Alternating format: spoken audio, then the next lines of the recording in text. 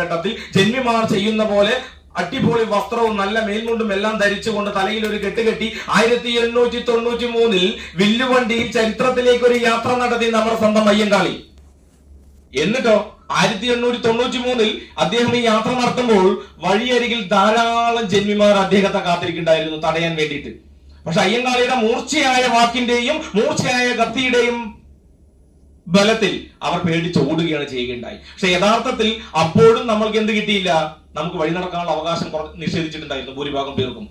1898 അയ്യങ്കാളിയും അദ്ദേഹത്തിന്റെ അനുചരന്മാരും കൂടി തിരുവനന്തപുരത്ത് സായുധരായി നടന്നുപോയി വലിയൊരു കലാപത്തിലൂടെയൊക്കെ അടിച്ചമർത്തലിലൂടെയൊക്കെ നേടിയെടുത്തതാണ് ഇന്ന് എല്ലാവർക്കും എല്ലാ വഴി കൂടി സുഖമായി നടക്കുക എന്ന കാര്യം.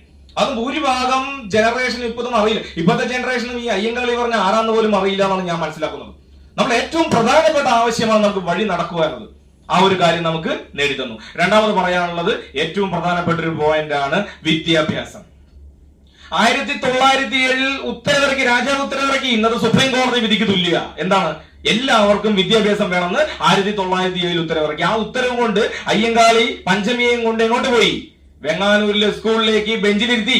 എന്റെ കുട്ടികൾക്കും വേണം വിദ്യാഭ്യാസം, ഞങ്ങൾ താഴ്ന്ന സമുദായത്തിലെ കുട്ടികൾക്കും വിദ്യാഭ്യാസം വേണം എന്ന് പറഞ്ഞുകൊണ്ട് ആ പഞ്ചമിയെ വിദ്യാഭ്യാസം ലഭിക്കുന്നതിന് വേണ്ടി ബെഞ്ചിൽ കൊണ്ടിരുത്തി.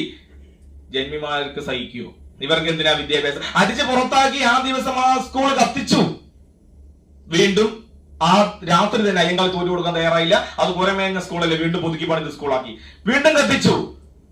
അവസാനം ഒരു വഴിയും ഇല്ലാതായപ്പോൾ ഞങ്ങളുടെ മക്കൾക്ക് വിദ്യാഭ്യാസം നൽകിയാൽ മാത്രമേ ഞങ്ങൾ നിങ്ങളുടെ പാഠം കൊയ്യൂ എന്ന ശക്തമായ തീരുമാനമെടുക്കേണ്ടി വന്നു. പട്ടിണി കിടന്ന് നരകിച്ച് ചോര ചിന്തി നേടിയെടുത്തതാണ് ഇന്ന് എല്ലാവർക്കും വിദ്യാഭ്യാസം എന്നുള്ളത്. കാലത്തിന്റെ കാവ്യനീതി നിങ്ങൾ ഓർക്കണേ. അന്ന് അയ്യങ്കാളിയെയും പഞ്ചമിയും ചവിട്ടി പുറത്താക്കിയ ആ സ്കൂളിന്റെ പേര് ഇന്ന് അയ്യങ്കാളി പഞ്ചമി എന്ന സ്കൂളാണ്. 2017 പ്രിയപ്പെട്ട മുഖ്യമന്ത്രി പിണറായി വിജയൻ അത് ഉദ്ഘാടനം ചെയ്തു കൊടുത്തു നമ്മുടെ കേരള ജനതയ്ക്ക് വേണ്ടി. ഇതാണ് കാലത്തിന്റെ കാവ്യനീതി. കാലം ഒന്നിനും